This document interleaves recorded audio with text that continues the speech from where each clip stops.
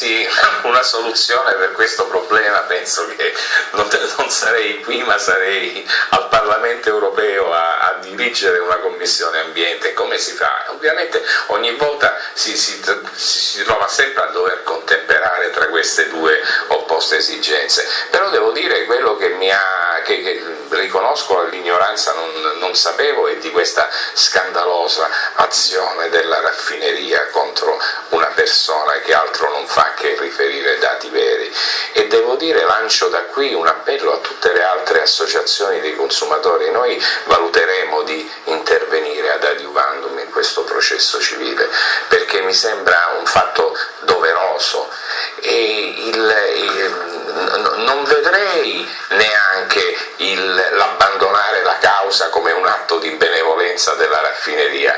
Qui veramente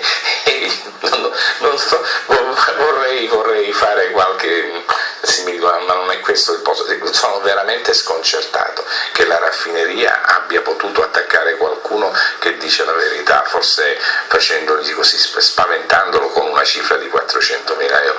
400.000 euro è solo una parte di quanto bisogna pagare per un morto quando se ne trovano le cause. Tornando a un'altra cosa che ho sentito, è vero che bisogna trovare chi sono i responsabili, ma uno che mette tali e tante schifezze nell'aria sicuramente non fa bene. Allora non sappiamo se ci fa peggio il benzene, o se ci fa peggio l'acido solforico, o se ci fa peggio qualcos'altro. Ma se non ci fa male respirarlo, ci farà male sicuramente la catena alimentare, quello che coltiveremo in quel terreno, quello che mangeranno le mucche, i formaggi.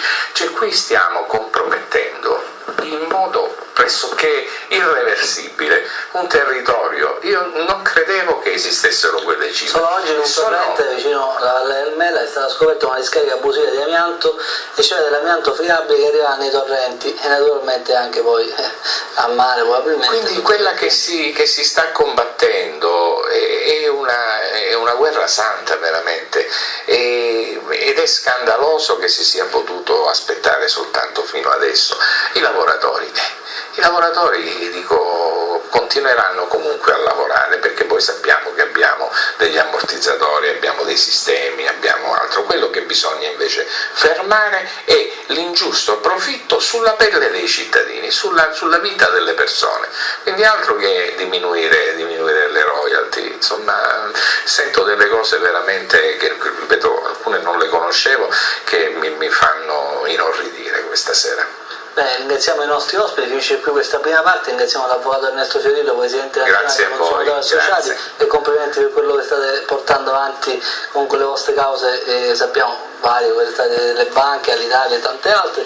Ringraziamo naturalmente il dottore Formica dei Dem per il Partito Democratico, ringraziamo anche Giuseppe Marano dei Verdi, e ci auguriamo insomma di poter parlare di nuovo di Milazzo, magari di altri argomenti, anche perché insomma non soltanto di questo. Milazzo è una bellissima città che ha anche delle importanti risorse culturali e artistiche, speriamo soprattutto anche che si punti su questo. Ora